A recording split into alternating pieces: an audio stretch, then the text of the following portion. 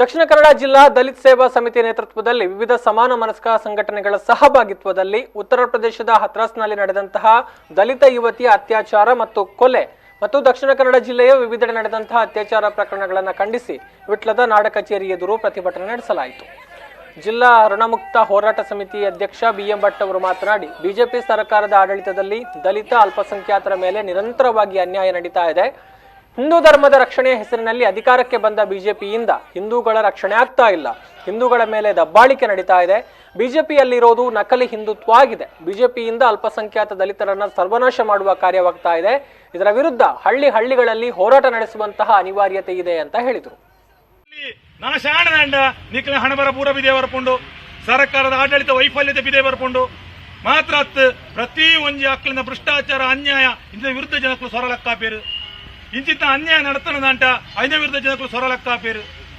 ಇನ್ನು ಮುಖ್ಯವಾದ ಬರ್ಪುನಂಚಿನ ಹಿಂದೂ ಧರ್ಮದ ರಕ್ಷಣೆ ಹಿಂದೂ ಧರ್ಮದ ರಕ್ಷಣೆದ ಪುದರಟಿನಿ ಅಧಿಕಾರ ಬತ್ನಾಕ್ಲು ಅಂಡ ವಾ ಹಿಂದುಲಿನೆಲ್ಲ ರಕ್ಷಣೆ ಮಾಡ್ಕೊಂಡಿದ್ದೀರು ಯಾನೊಂದು ಸ್ಪಷ್ಟ ಬಣಪೆ ನಿಕ್ಲೆ ದಲಿತರ ಸಮಯ ಹಿಂದೂ ಆತಕ್ಲು ಗುರುತಿಸರು ಯಾನಂದು ಬಣಪೆ ಯಾನಂತೂ ಬಿಜೆಪಿದ ಹಿಂದೂ ಅತ್ಯತ್ತು ಅವು ಹಿಂದುತ್ವ ಬೇತನೆ ಅವು ಹಿಂದುತ್ವ ಬಿಜೆಪಿದ ಬಂಟ ಅತ್ಯಾಚಾರ ಮಲ್ಪನ ಹಿಂದುತ್ವ ನಡವರಿಯನ ಅಸಮಾನತೆ ತೂಪನ ಹಿಂದುತ್ವ ಈ ದೇಶದ ಮಲ್ಲ ಸಂಖ್ಯೆ ಹಿಂದುಳಿದ ವರ್ಗ ಅಲ್ಪಸಂಖ್ಯಾತ ವರ್ಗ ದಲಿತ ವರ್ಗನು ಸರ್ವನಾಶ ಮಲ್ಪರ ಇಪ್ಪನಂಚಿನ ಒಂದು ವರ್ಗ ಅಕ್ಲು ಏಪಗಲ ಅಕ್ಲು ಬಣಪೇರದ ಭಗವದ್ಗೀತೆ ನನೊಂದು ಗೀತೆ ಅಂದ್ ಭಗವದ್ಗೀತೆ ತಯಾರಾಯನ ಅಂಚಿನೇಗೆ.